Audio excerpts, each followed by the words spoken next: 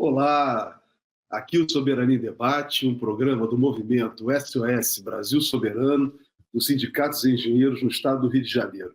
Eu sou Jorge Polena e vou apresentar esse programa hoje sem minha amiga Beth, que ficou gripada e infelizmente não vai poder estar conosco aqui. Mas antes de apresentar o nosso convidado, que já está aqui na tela, que é o professor Luiz Eduardo Soares, e fazer a sua apresentação do seu currículo, queria convidar todos vocês que estão nos assistindo a nos acompanhar nas nossas redes sociais, seguir as nossas redes sociais. No Instagram, cujo o QR Code está aqui na tela, o nosso Instagram é @SOS Brasil Soberano, @SOS Brasil Soberano. E nos ajude aqui também no nosso canal, fazendo assinatura e também dando um like, um joinha, para que nós possamos expandir a nossa transmissão.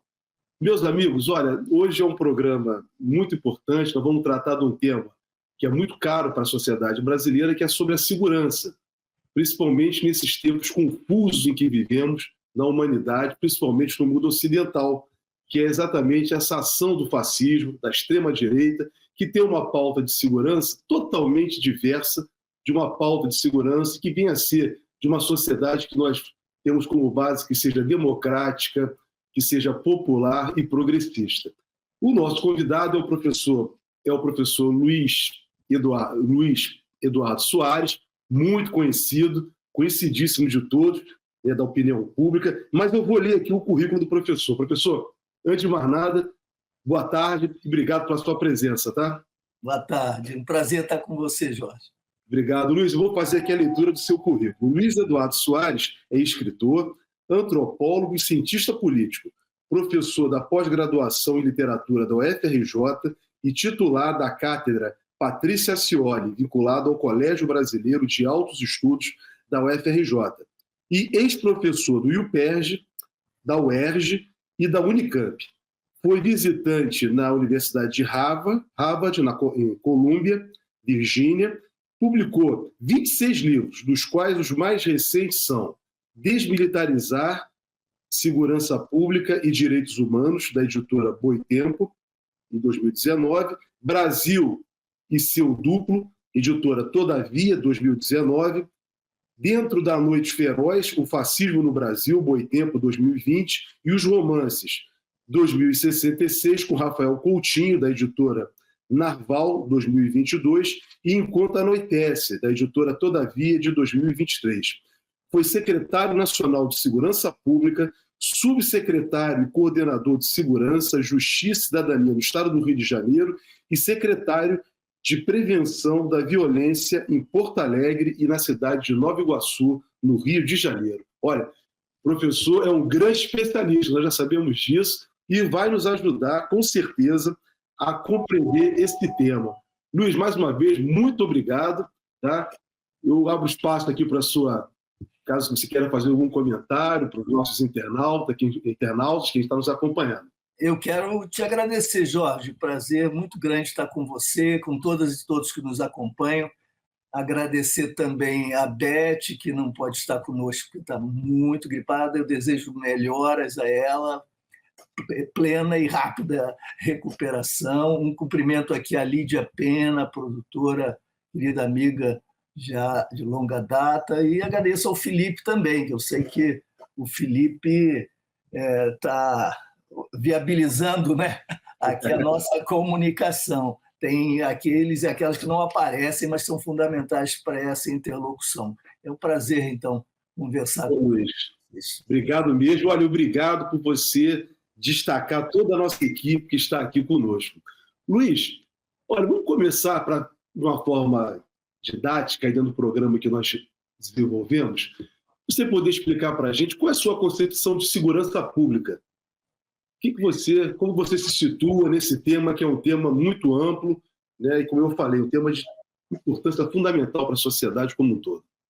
Essa é uma pergunta ótima, Jorge, porque é uma pergunta óbvia, fundamental, e ninguém faz, né?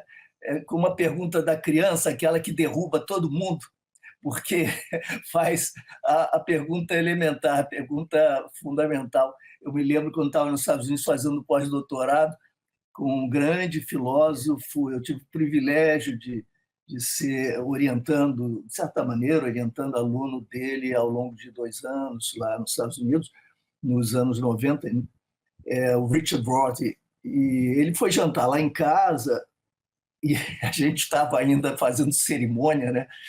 Com o outro, é claro, imagina, toda uma certa formalidade. Ele era uma pessoa maravilhosa e muito tímida. E a minha filha, sei lá que idade ela tinha, uns 10 anos, ela disse: então você é filósofo? Ok, então qual é o sentido da vida? Opa! Você pode imaginar, isso derruba qualquer filósofo, né? Mas a segurança pública, para mim, é a estabilização de expectativas favoráveis ou positivas relativamente à cooperação, à sociabilidade, às relações sociais. E é uma estabilização de expectativas positivas e a sua generalização, a sua universalização. E parece que isso é muito vago, muito abstrato, Jorge, mas é muito concreto e me parece a melhor resposta, se não a única possível. Por quê? Alguém poderia dizer, não, a ausência de violência, de crime, daquilo que gera insegurança. E aí eu ainda pergunto, mas e se nós estivéssemos numa sociedade totalitária? Se nós estivéssemos sob ditadura? Podemos ter crime zero, quase isso, eventualmente, mas vamos ficar à disposição não da justiça, mas da tirania, do despotismo, da arbitrariedade extrema. Que segurança seria essa? Como é que nós poderíamos falar em segurança numa situação de absoluta imprevisibilidade? Não é? E se nós pensarmos, é a ordem social que tenha vigor, que tenha vigência, uma ordem. Bom, que ordem social é essa? De novo, se for uma ordem democrática fundada na soberania popular, para homenagear aqui o título do programa, né, Jorge? Fundada na soberania popular e tiver regida por princípios de equidade, etc. Ok, podemos falar nesse tipo de ordem, mas ordem, apesar de sugerir alguma concretude e objetividade, de fato é uma palavra muito vaga e que remete a uma situação que nunca se concretiza, porque mesmo que nós tenhamos uma certa situação que pudesse ser assim definida, no momento subsequente, ela deixa de ter vigência porque o tempo se impõe, a história existe, as nossas vidas fluem. E nada impede que daqui a 5, 10 minutos, uma intercorrência, uma intervenção qualquer altere completamente esse quadro. Por exemplo, a situação trágica do Rio Grande do Sul, da sociedade gaúcha, com quem eu me solidarizo, metade da minha família vive lá, a gente vive essa angústia, compartilhando à distância o sofrimento, e a gente viu o que acontece quando o negacionismo acaba provocando o desastre. Na pandemia, a gente podia prever, a gente sabe que situações desse tipo tendem a se multiplicar em função justamente da emergência climática e dos desacertos provocados pela emergência climática na natureza no sentido mais amplo, inclusive na vida animal. Isso nos afeta. Mas quem poderia prever aquela pandemia naqueles termos? Então, falar em ordem, de fato, não significa senão apresentar uma fotografia de momentos anteriores, o que não nos garante rigorosamente nada. Mas quando a gente fala em expectativa, aí a gente acerta o alvo, porque a expectativa é o que faz com que a gente se levante na cama, havendo saúde, né, para seguir a vida, porque a gente aposta que isso tenderá a ocorrer com os demais, com as demais, e que a nossa vida se reproduzirá. Nós vivemos dessa fé no futuro, é uma fé laica, na qual a gente não necessariamente deposita crenças conscientes, é uma espécie de impulso que nos inspira, anima a prosseguir. E isso, então, me permite dizer que a situação de segurança corresponde a essa relação que nós mantemos uns com os outros numa sociedade em que haja equidade e democracia, essa relação sendo projetada para o futuro sob a forma de uma expectativa favorável. Então, é o avesso do medo, né, Jorge? Porque o medo torna o outro um enigma ameaçador e não um mistério positivo que nós acolhemos e para o qual prestamos já previamente alguma disposição favorável ou positiva ou solidária, né? Então, é a estabilização de expectativas favoráveis relativamente à cooperação humana, à sociabilidade, e que isso se universalize. Assim eu definiria a segurança pública.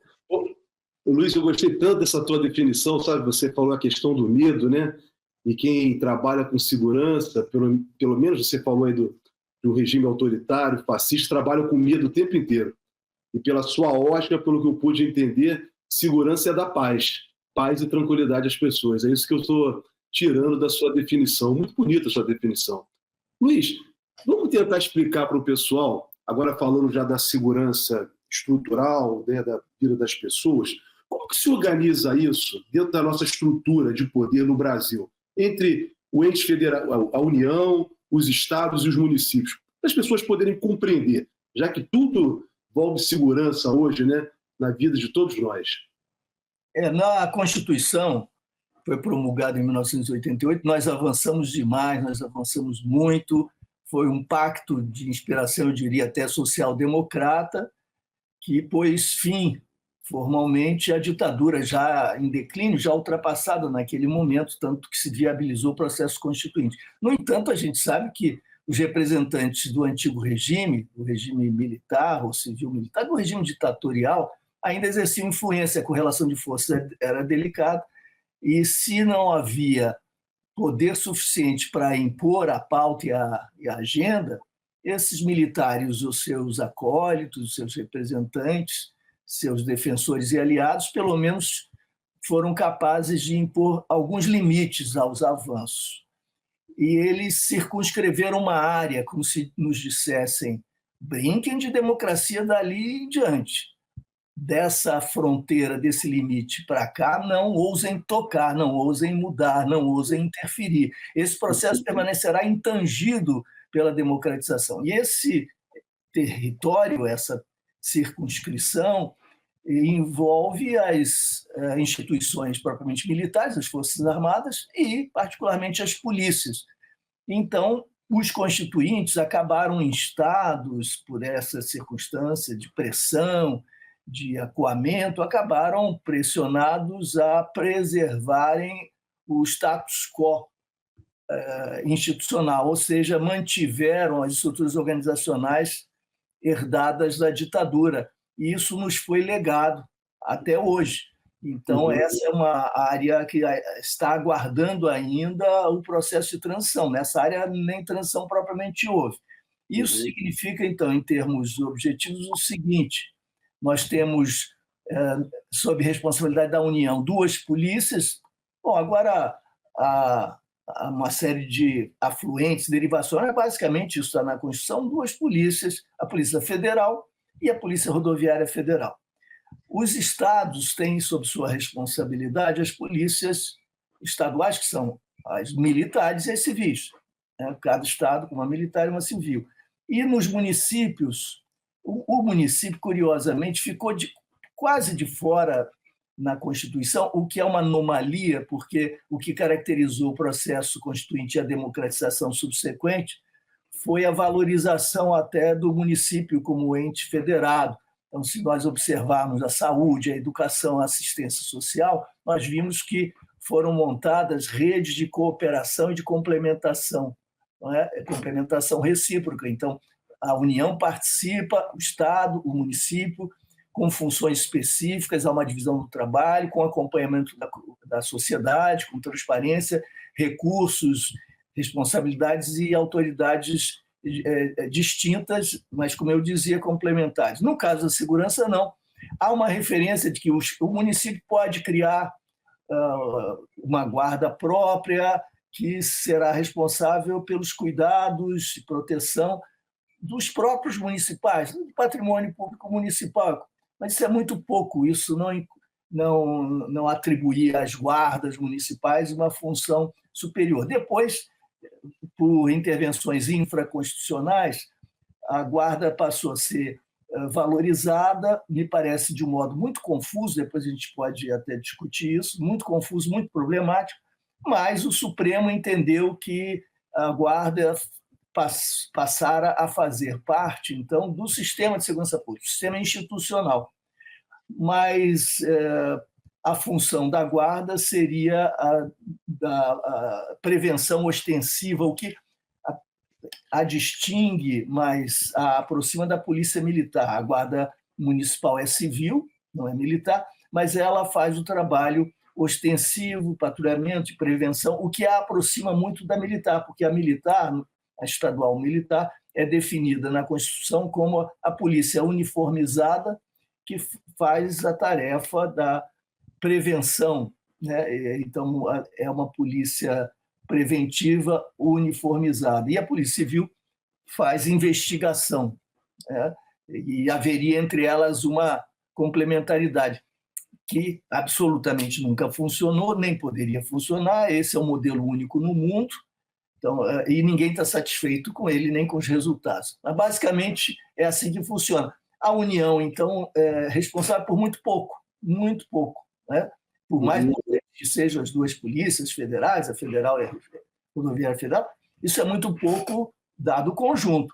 E a União pode entrar no caso de crise, etc., mas ela basicamente tem esse papel muito secundário.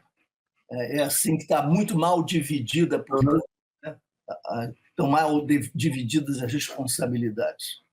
Luiz, olha, você fez essa explicação para quem está nos acompanhando, poder compreender como que se estruturou, né, no pacto político brasileiro, e a nossa internauta, Norma Serra, ela faz uma afirmação que eu acho que você vai gostar muito, porque tem muito a ver com a sua ação e com o que você já fez atuando politicamente nessa área. Ela diz o seguinte: segurança não deve ser mais policiais tomando conta dos cidadãos e cidadãs, mas sim políticas públicas de educação, cultura e cidadania.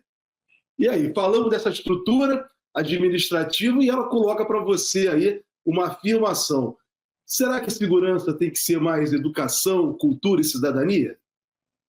Olha, é claro que eu entendo a perspectiva da Norma e eu acho que ela está certa, o espírito, a compreensão dela estão corretos, mas eu creio que a gente tem de tomar algum cuidado, porque com a reafirmação desse ponto, a gente acaba passando, às vezes, a mensagem de que as polícias não são importantes, sabe? Não tem nenhuma relevância.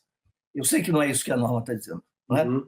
Mas eu digo que é preciso cautela, porque eu mesmo já muitas vezes tive de lidar com mal entendidos, sabe? Com incompreensões, com efeitos políticos muito nocivos, seja porque policiais se sentem negligenciados, seja porque setores da opinião, sobretudo setores mais conservadores, para não falar da ultradireita, da extrema-direita, dos fascistas, etc., mas setores da população acabam concluindo, supondo que nós, do campo progressista, democrático, popular, que nós não damos importância às instituições policiais.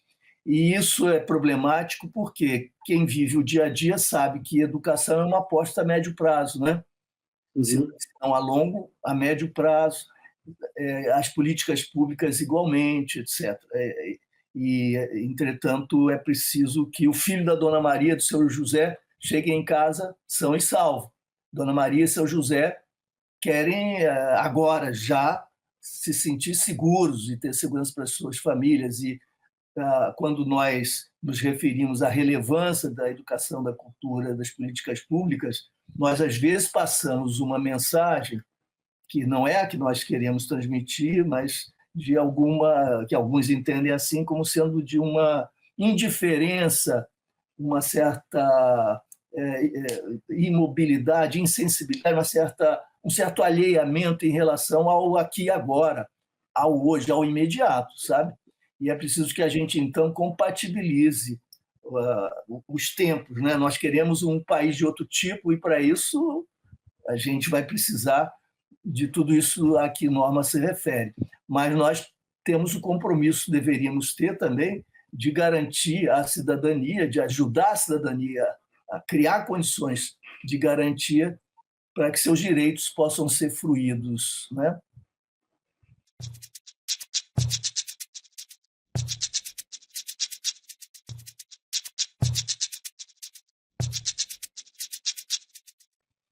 Luiz, você falou da extrema-direita, exatamente nessa resposta da Norma com relação às definições que são apresentadas.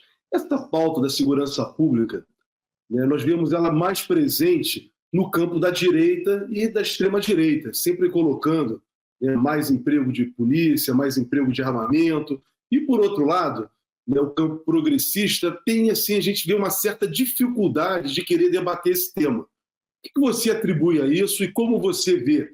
Não é papel também do campo progressista discutir e aprofundar esse debate com a sociedade? É imprescindível, Jorge, isso é absolutamente imprescindível e a gente paga um preço muito alto por essa indisposição de discutir esse tema, até porque é um tema popular, é um tema que emerge naturalmente em quase todas as conversas do dia a dia, em todos os setores da sociedade, né? Inclusive nos setores populares, particularmente nos setores populares. Então, evitar essa questão é mortal, é simplesmente mortal. E aí se cria um quadro que é chocante, sabe, Jorge? Para mim, eu acho que não só para mim, mas é um quadro assombroso. É o seguinte, a gente acaba sendo cobrado, a gente, que eu quero dizer, o campo progressista democrático, sendo cobrado por falta de segurança.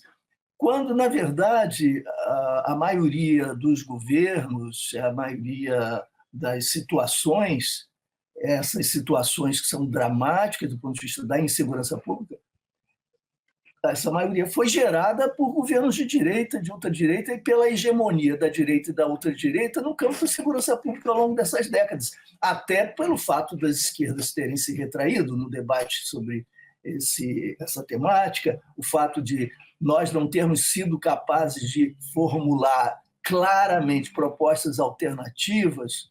Isso acaba criando esse quadro que nos deixa acuados, né? Como se nós fôssemos responsáveis pelo desastre que eles têm promovido. Essas polícias, esse modelo, foram herdados da ditadura. As orientações prioritárias são aquelas herdadas da ditadura, os hábitos, as práticas, os valores, a cultura corporativa hegemônica, apesar de tantas diferenças e contradições no interior do universo policial, que ele é imenso, mas hegemonicamente os valores e práticas são essas herdadas da ditadura, que tem longa história no país profundo e no nosso passado mais remoto, remete até à escravidão. Esse é o pior do capitalismo autoritário, né, que foi se modernizando e se preservando, autoritário, racista, patriarcal, e com uma segurança que é a expressão do racismo, que é a expressão do domínio e da exploração de classe, que é a expressão de tudo isso. E nós é que somos cobrados por insegurança, vocês não resolvem. Se a brutalidade policial, se o desrespeito e as violações à cidadania por parte das forças policiais, se isso que eu chamo de genocídio de jovens negros, jovens pobres nos territórios vulneráveis nacionais, se tudo isso resolvesse no sentido de impor controle à criminalidade, nós viveríamos numa sociedade em que a segurança seria privilegiada, teria muito sucesso, etc., se esses métodos funcionassem, porque esses métodos têm sido empregados. A despeito do fracasso desses métodos, dessas práticas, dessas estratégias, os demagogos da direita propõe mais do mesmo. E a sociedade frequentemente assimila e defende a sequência e a reprodução da mesma dinâmica, pedindo mais intensidade naquilo que está nos levando a esse desastre. Encarceramento em massa de jovens negros, em geral pequenos varejistas do comércio de substâncias ilícitas, que acabam sendo pressionados por uma série de circunstâncias a se integrar, uma vez presos, ao mundo do crime, se faccionalizando, se articulando a facções, e nós vamos prendendo em massa jovens não violentos, que não estavam armados, que não estavam organizados criminalmente, que não eram profissionais do crime, faziam o seu ganho diário, mas em função da terrível lei de drogas e de uma série de circunstâncias que são típicas da nossa institucionalidade da segurança pública, eles são lançados nos presídios, nesses calabouços medievais, né, como disse um ministro há poucos anos, e nesses calabouços medievais o que tem vigência é o poder das facções, porque a LEP não é respeitada, a Lei de Execuções Penais não é respeitada, salvo excepcionalmente.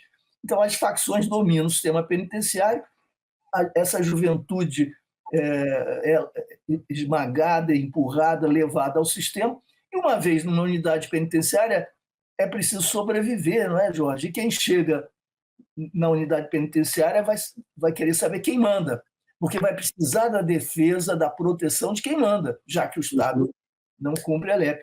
E quem manda? A facção. Então, vai obter a sobrevivência, o mínimo de dignidade ao longo de 5 anos, mas qual será o preço? O vínculo que se estabelecerá subsequentemente à sua saída 5 anos lá na frente. Então, essa pessoa está trocando a sobrevivência pelo vínculo futuro. E nós o que estamos fazendo? Contratando violência futura. Então, nós investimos na suposta guerra às drogas, isso não produz nenhuma alteração no mercado de drogas, absolutamente nada, mas isso degrada as polícias, aumenta a violência, isso produz esse encarceramento em massa de jovens, sobretudo negros e pobres, destroçando as suas vidas e as vidas de suas famílias e gerando criminalidade futura. Imagina a loucura. E nós é que somos culpados por isso.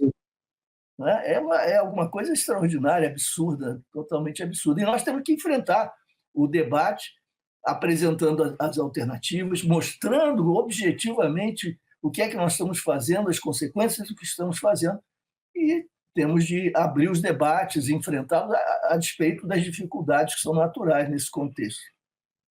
Luiz, realmente esse debate que acaba a esquerda sendo cobrada por algo que ela não criou, mas ela tem que resolver, diante da sua proposta transformadora, tem que resolver esse problema da segurança. Luiz, nós temos um problema político na área de segurança, mas você falou ainda agora em corporações.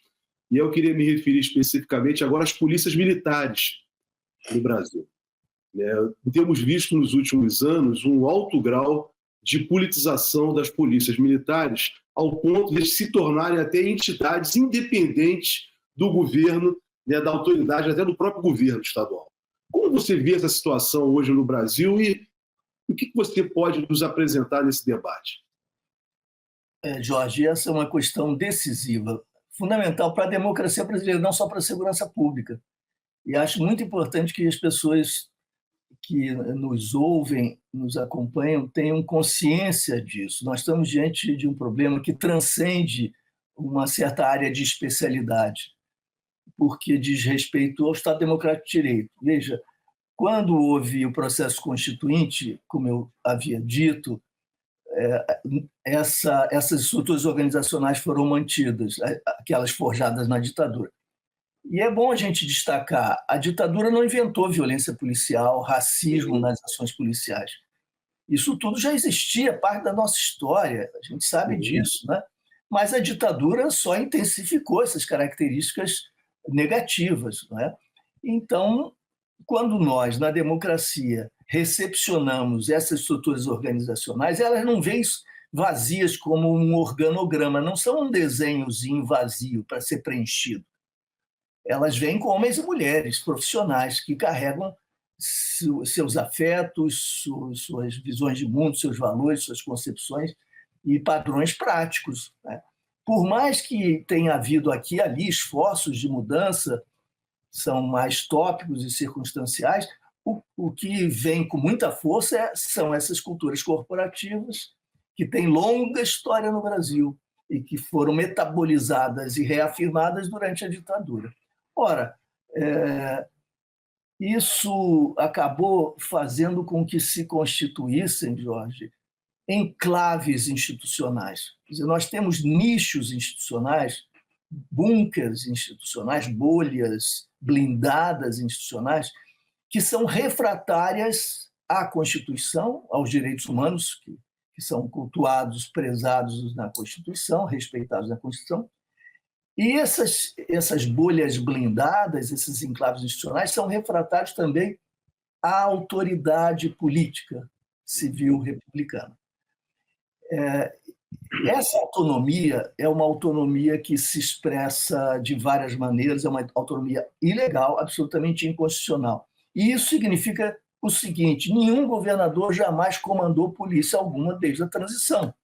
Houve variações, claro, oscilações, variações no tempo, no espaço, nas circunstâncias, depende de conjunturas até políticas, mas, fundamentalmente, eu posso dizer que esse comando não existiu.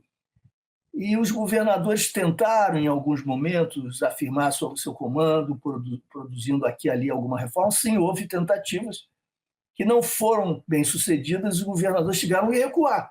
Por quê? Essas instituições têm o poder de desestabilizar governos com muita facilidade. A gente viu com greves, por exemplo, greves de polícia militar, a gente viu o que acontece. Não é? O que pode acontecer e o que acontece.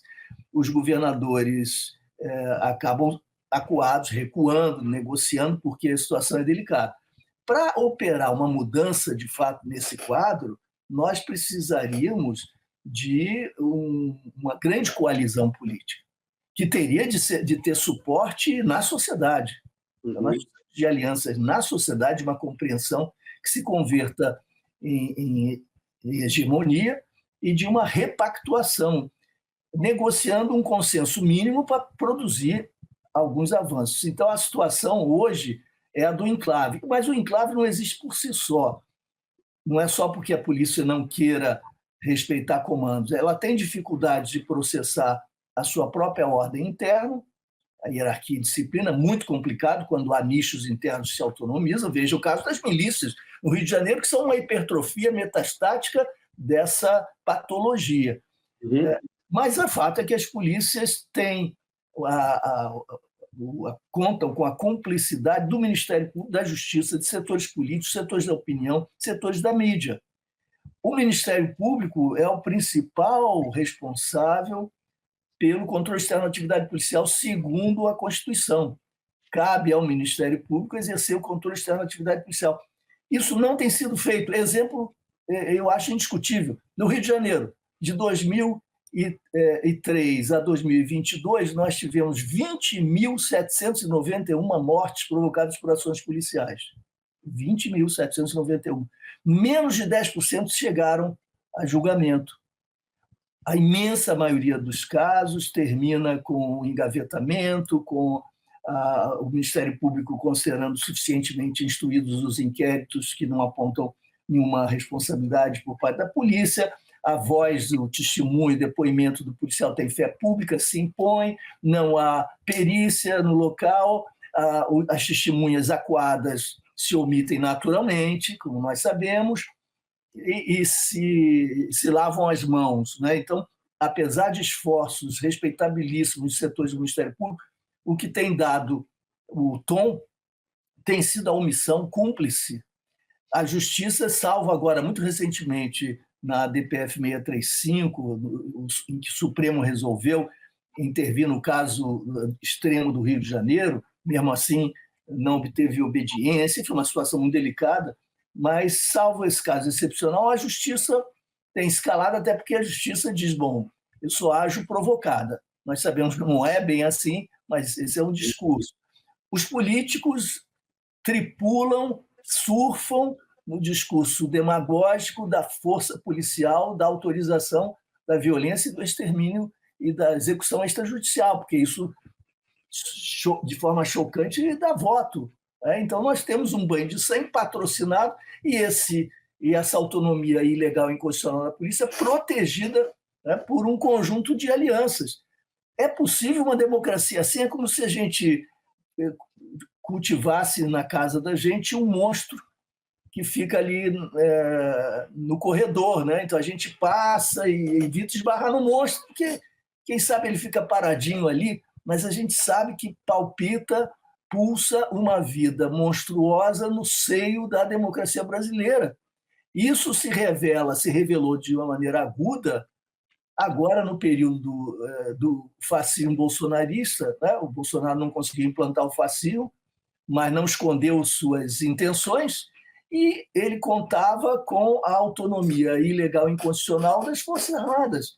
Acabou não conseguindo proceder ao golpe, mas nós vimos quão próximos estivemos disso, e se as condições internacionais fossem outras, se houvesse internamente menos resistência, quem sabe nós poderíamos aqui estar agora silenciados no fundo do abismo, não é? Então, o que houve foi exatamente uma demonstração de que esses enclaves institucionais efetivamente existem. Isso significa uma dissociação gravíssima no coração da democracia brasileira entre autoridade e poder. Significa o seguinte: quem é que tem autoridade de acordo com o Estado Democrático de Direito? Aqueles que provêm da soberania popular. E a afirmação da soberania popular se dá pela mediação das instituições democráticas e fundamentalmente pelo voto. Então, a autoridade tem essa força popular, expressa soberania popular, etc. No entanto, para que essa autoridade se transforme em poder efetivo, muitas vezes precisa contar com as forças coercitivas. Isso. Ou pelo menos precisa contar com a solidariedade dessas forças para que elas não se interponham de forma golpista contra o exercício da autoridade legítima. E as forças coercitivas são as polícias e, eventualmente, as forças da defesa. Então, são as forças das armas. E nós vimos que, às vezes, a autoridade não se converte em poder porque há aí um gap, um abismo, em função dessa autonomização desses enclaves institucionais. Ou nós enfrentamos isso, Jorge, ou não há futuro para a democracia brasileira. Perfeito.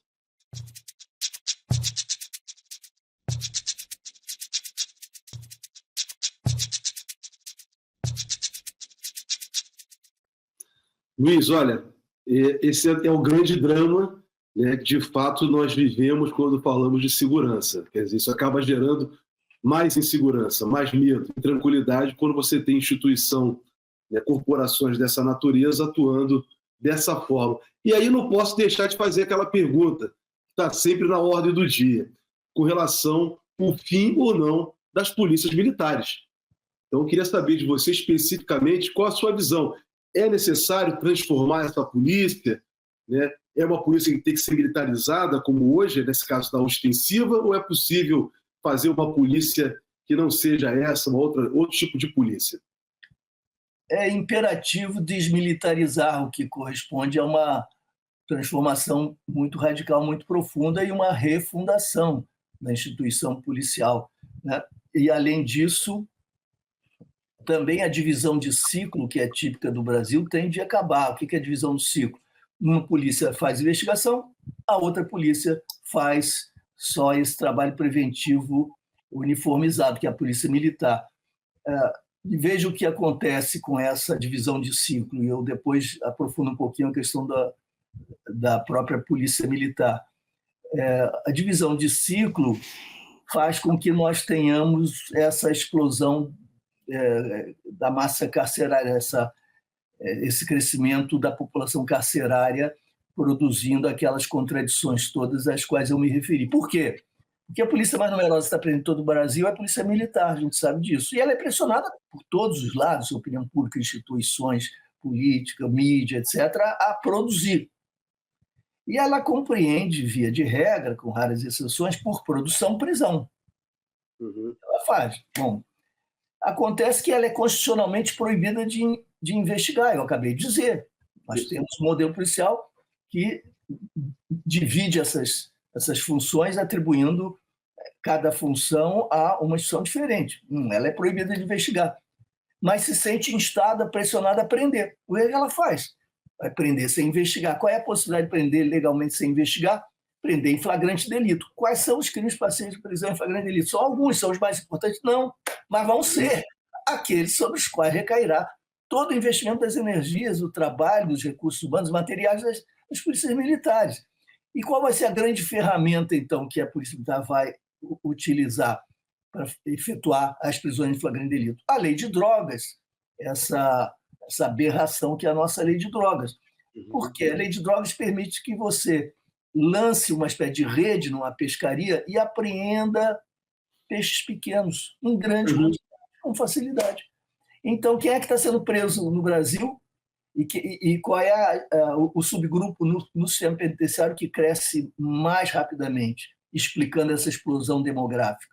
Nós temos 832 mil pessoas presas, mas presas em reclusão, em privação de liberdade, cerca de 650 mil.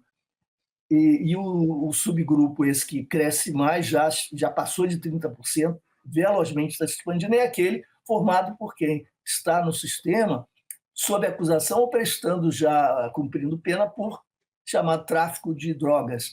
Mas atenção, nós não estamos nos referindo, repito, àqueles traficantes que se impõem, né, pela força das armas, tiranicamente, sobre comunidades, territórios, nada disso. Não são esses grandes personagens que frequentam as manchetes midiáticas. Não, nós estamos falando do pequeno varejista que é preso sem portar arma, sem praticar violência, sem vínculo orgânico com a organização criminosa. Então, nós temos um sistema penitenciário inchado, pessoas que são presas em flagrante delito, ligadas ao comércio varejista da substância ilícita.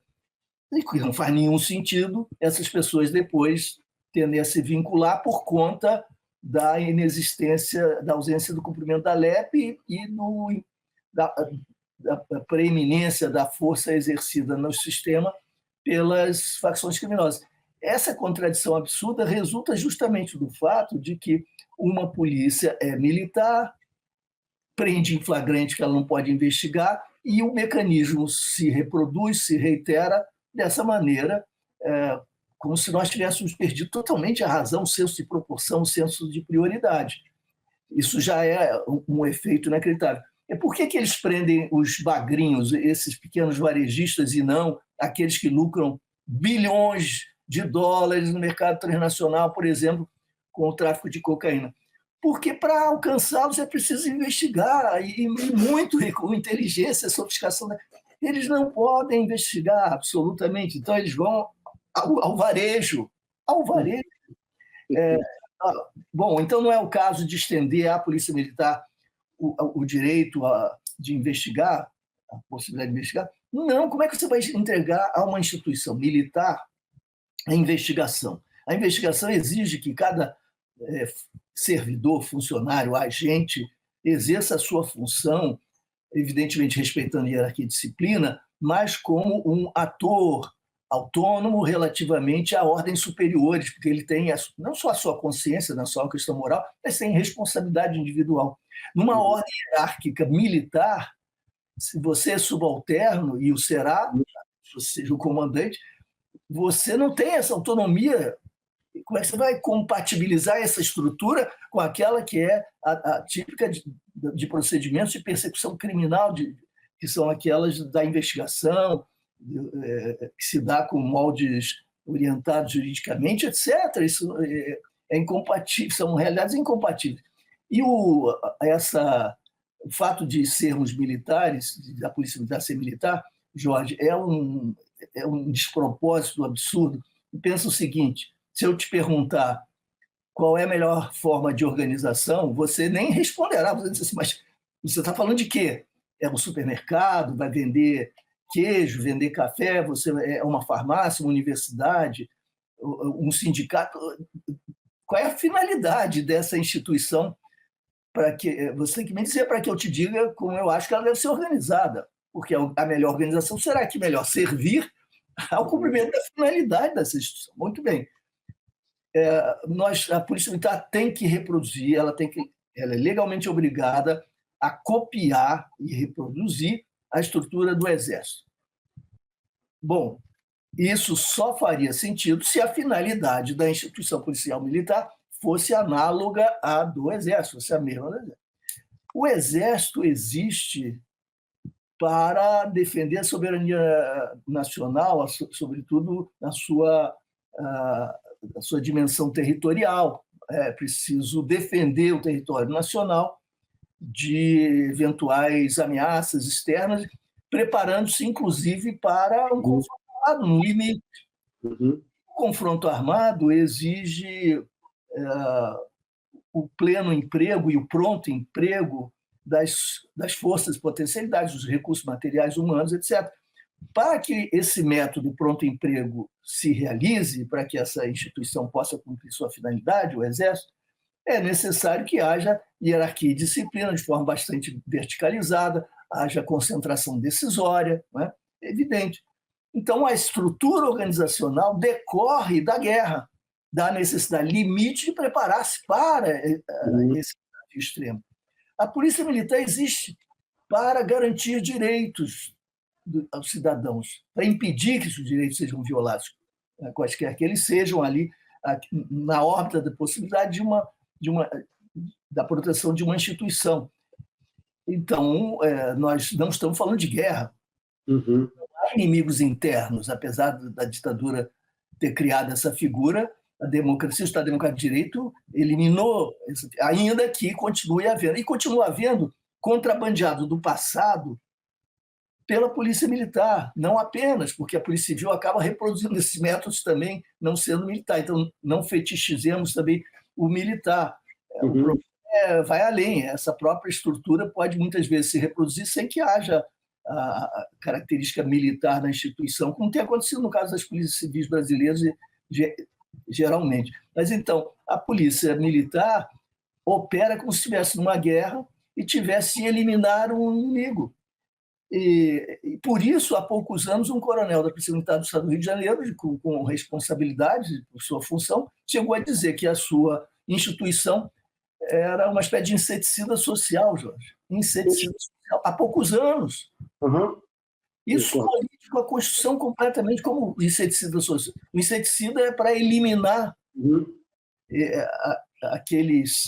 aquelas ameaças. Então, vamos eliminar as ameaças que são os bandidos, os criminosos. Nós sabemos a que personagens sociais se refere esse senhor. Nós sabemos a cor da pele, o endereço, as características sociais. Ele não vai falar assim de um criminoso de colarinho branco. Só eliminar. Não vai chegar no Leblon, na Faria Lima, e vai vir eliminá-lo, que eu sou o inseticida da sociedade. O senhor vai ter seus direitos, responder, vai ter direito ao contraditório, e assim se segue. Alguns dirão, não, mas a Polícia Militar muitas vezes enfrenta reações armadas. Sim, isso, entretanto, corresponde a menos de 1% das suas atividades cotidianas. Precisa dispor de unidades capacitadas para enfrentar situações limite, sim, mas serão unidades. Isso não fará dessa polícia uma polícia militarizada. E isso impede, inclusive, que a polícia trabalhe de acordo com as necessidades. Por exemplo, a polícia que é mais efetiva na garantia de direitos é aquela que é plasticamente adaptável às circunstâncias e territórios que têm especificidades. Então, você precisa de descentralização, você precisa de muito mais autonomia, no bom sentido, não autonomia ilegal, mas aquela autonomia da discricionariedade positiva, do diálogo, do entendimento. Então, o policial pode ser muito mais um gestor que não atua com a arma e com enfrentamento direto, mas que é capaz de fazer algumas pontes e mediações para que a sociedade maximize seus potenciais de resistência a problemas e violações. Então, eu poderia dar 1000 exemplos, mas não vou me estender. O fato é que a natureza militar dessa instituição inviabiliza a sua adaptação à situação democrática, a respeito à cidadania, direitos humanos, e o cumprimento mais efetivo das suas próprias atribuições. Então, nós temos de refundar o modelo em seu conjunto, que, repito, a Polícia Civil acabou mimetizando também e disputando com a Polícia Militar quem tem mais unidades de combate, né? Quem atua mais na perspectiva da definição do inimigo interno. A Polícia Civil tem um rendimento muito, muito insuficiente do ponto de vista da investigação, e isso acaba retroalimentando os problemas. Nós precisaríamos rever tudo isso, que evidentemente não está posto hoje em função da correlação de forças desse Congresso que nós temos, né? Luiz, olha, vou te falar uma coisa, gostei muito dessa tua explicação, sabe? A gente ouve isso o tempo inteiro, essa é a pergunta que se faz, está nas ruas o tempo inteiro, cartazes, o fim da polícia militar, mas a sua explicação, particularmente, vou dizer por mim, me foi muito própria, e você me esclareceu um ponto, que é exatamente, não adianta você ter uma polícia, como você colocou, no caso da polícia militar, sendo empregada exclusivamente só para repressão. Isso é muito ruim. Teríamos que ter uma polícia mais ampla. Por outro lado, você tem uma polícia de investigação, que é o caso da Polícia Civil, e que participou daquela tragédia agora em 2022 aqui no Rio de Janeiro, no Jacarezinho, que quase 30 pessoas, 20 e poucas pessoas foram assassinadas, mortas pela polícia naquela oportunidade. Então, realmente, é algo a ser pensado, refletido, e você nos apresenta esse encaminhamento para uma grande reflexão e encaminhamento. Nosso programa está chegando quase ao fim, mas eu queria colocar aqui, porque diante dessa explicação que você nos deu, a nossa internauta Otília fez a seguinte questão: a nossa polícia hoje não me transmite mais segurança como alguns anos atrás. O que precisa ser mudado para que voltemos a acreditar nela. Temos pouco tempo por ter uma pergunta tão difícil, Luiz, mas está aí um desafio para você nesse final do nosso programa. Sim, Otília, eu te diria o seguinte: a sua experiência no passado foi positiva, pelo que você diz, né? Você gostaria de voltar a acreditar. Não é assim com a sociedade brasileira. Esse passado não foi assim, não foi um passado ao qual nós pudéssemos desejar retornar. Essa impressão sua não é uma impressão, é uma realidade, porque há muitas polícias, assim como homens e mulheres profissionais, com formas de trabalho distintas, a sociedade muda, as cidades mudam, e as práticas muitas vezes dependem até do talento, da sensibilidade de profissionais, e você teve a sorte, o privilégio de contar com uma cidade provavelmente diferente e um contexto diverso, e com profissionais que souberam respeitá-la, etc. Isso acontece a despeito do modelo ser tão negativo, das instituições já terem essa herança tão negativa.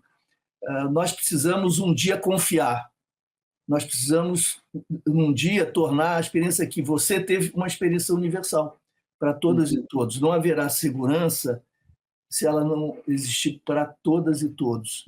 Da favela, um dia nós desejaríamos que não houvesse mais desigualdades, né, urbanas, sociais, de classe, etc. Mas enquanto houver, que essa confiança seja conquistada, que ela seja merecida em todas as áreas das cidades e para todas as classes de gêneros e para todos os cidadãos e para todas as cidadãs. Isso remete de volta para tudo que nós estamos falando a respeito do que são as polícias, como elas operam, quais são as suas prioridades, suas metodologias. Isso requer revisões muito profundas. Professor Luiz Eduardo Soares, muito obrigado por contar contigo aqui, Luiz, sabe? Debater um tema tão difícil, o tema não é fácil, dificílimo, acredito que talvez seja um grande desafio do país. Luiz, suas considerações finais de despedida para o nosso público. Jorge, muito obrigado, eu te agradeço as perguntas e a generosidade com que você me acolheu, agradeço ao pessoal da produção, a todos e todas envolvidos no programa e a quem nos acompanhou aqui até esse momento. Um abraço grande, que a gente possa futuramente conversar sobre as transformações em curso num sentido democrático e positivo. Ô, Luiz, muito obrigado mesmo. Olha, muito obrigado. Obrigado a quem nos acompanhou até aqui. Esse é o Soberania em Debate, um programa do movimento SOS Brasil Soberano, dos sindicatos e engenheiros do Estado do Rio de Janeiro. Fica o convite para a próxima semana, para um outro debate, para um tema relacionado à soberania e o desenvolvimento do Brasil. Luiz, muito obrigado e muito obrigado por nos acompanhar até agora. Tchau, tchau.